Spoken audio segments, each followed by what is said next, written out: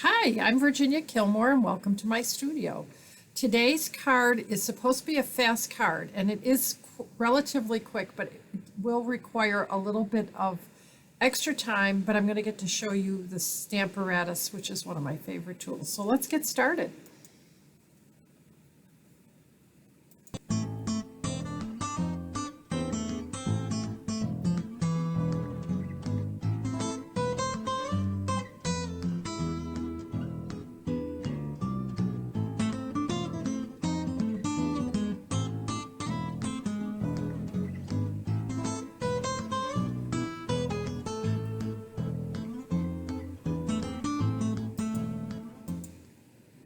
So, beautiful card brought to you by a woman named Cindy Artis. She's part of a group of people that I stamp with.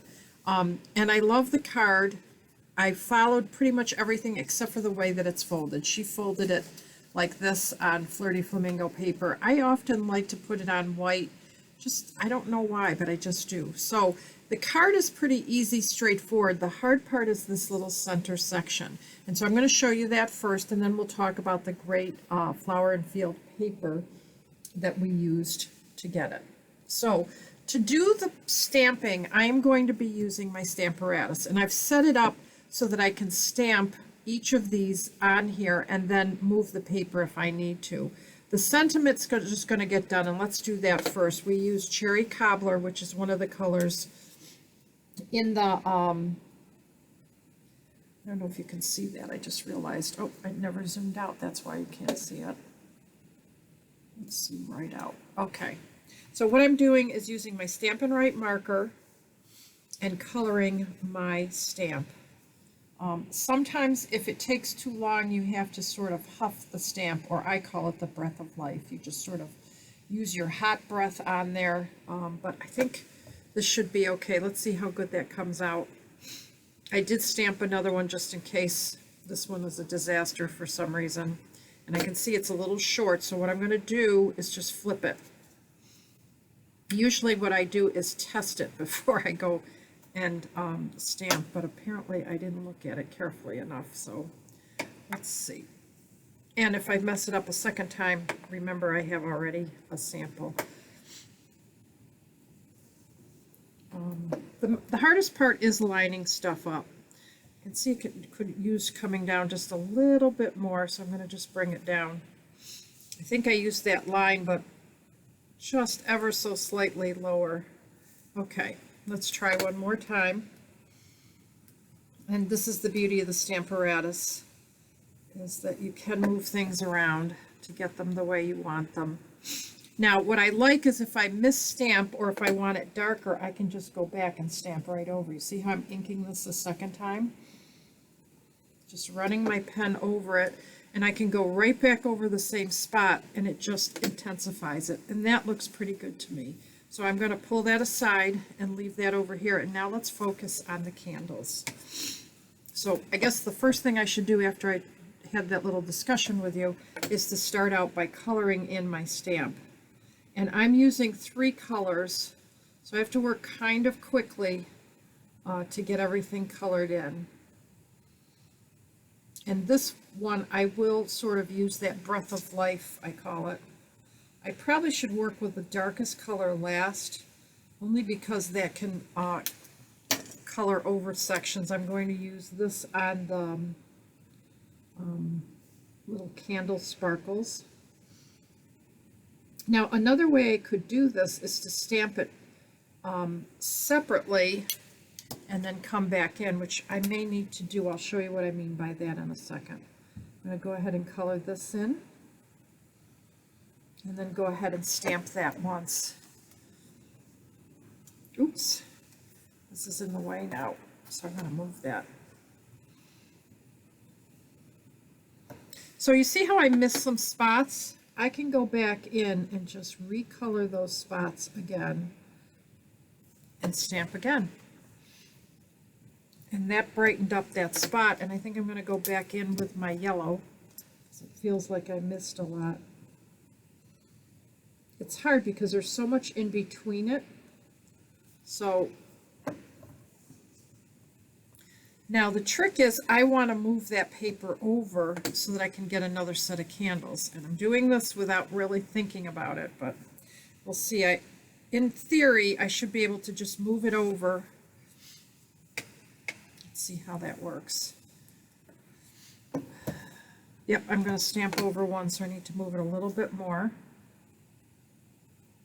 And that's just the trick, is how much do I need to move it. You can see on the fly here I'm getting, because I'm moving along that line, I should be able to line that up. And it looks like that will work perfectly.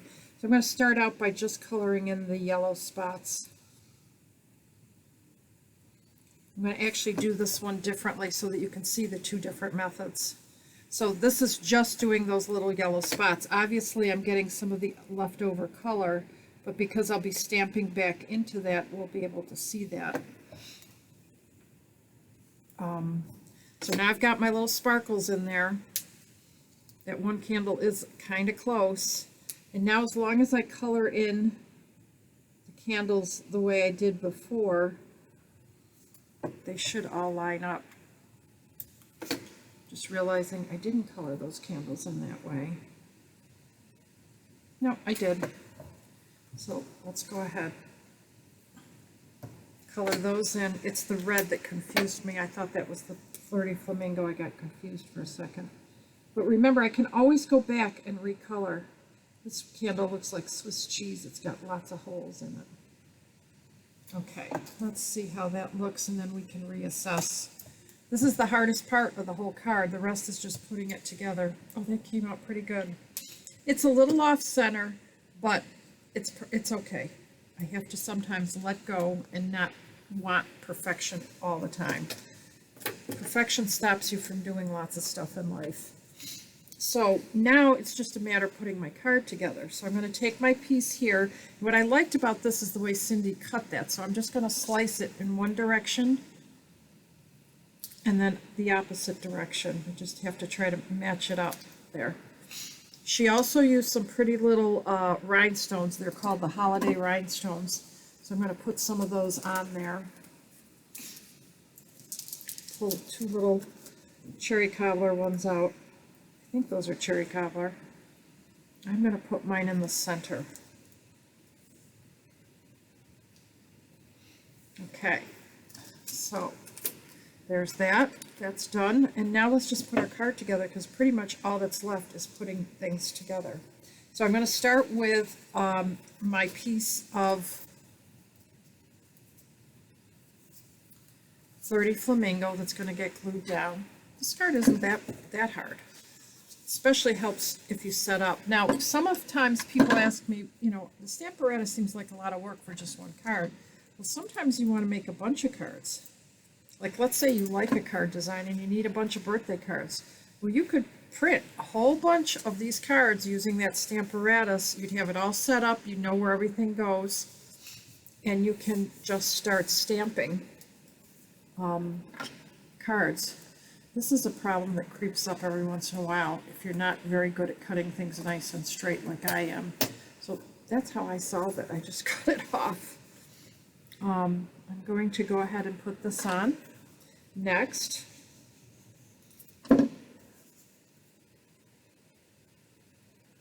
so for as hard as I thought this card was, it really is all about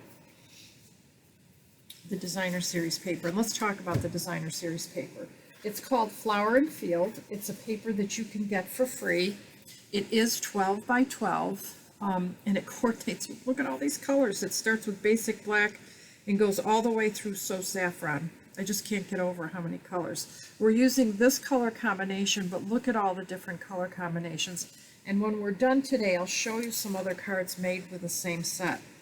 So I'm going to take these two pieces and glue them on first so that I can sort of figure out where the centerpiece should go, because I don't like to measure. Now, you could measure this and get it nice and accurate, but I have no interest in measurements. My eye is pretty well trained, and I do a pretty good job. I don't do it perfect, but again, remember how I tell you, cards are handmade and they're not perfect. They're not machine made. Now I could change up the combination, you know, use the other side of this paper, but I really liked how Cindy laid this out. I thought it was really nice. Okay, and then the last piece is this piece. The main thing I want to do with that is make sure it's lined up nice and evenly. And there you go. The card is just about done. Okay, so now we just have to add these two pieces. And remember, the measurements are here, but I always post them in the layout. When I post, I always have the instructions available to you. So I'm going to glue that together and then glue that down, and I can feel it's moving, so I better get this on here quick and then straighten that out. I am going to use a dimensional or two to get this little strip on there. This card really didn't take as long as I thought it was going to take. I'm going to put a dimensional on each end. This strip that I'm using of Whisper White is what's left over if I cut a piece of Whisper White 4 by 5 1/4. When I do that, I have a leftover strip, and I keep those strips just for these kind of cards because they're wonderful to have for sentiments. Does that look crooked? No, that's good. Okay, so now I'm just going to lay this across here. And I have cased Cindy Artis's card very quickly on a Friday at 1 o'clock. I hope you enjoyed, and I hope to see you next week. And I'm deciding I want to move this down because I'm losing the cards. There it is. That's a little bit better. I only noticed that when I looked up at the screen. I hope you enjoyed today's presentation. I hope to see you next Monday at 1 o'clock. And next week we will have live on Tuesday. Very quickly before we leave, I want to show you a couple more cards using the same designer series paper. Look at how pretty this one is. I love that. That's using the same paper, different stamp sets that are in the catalog.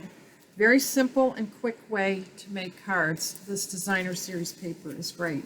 And it's free if you spend $50. Hope you had a great week, and I'll see you Monday. Thanks for watching.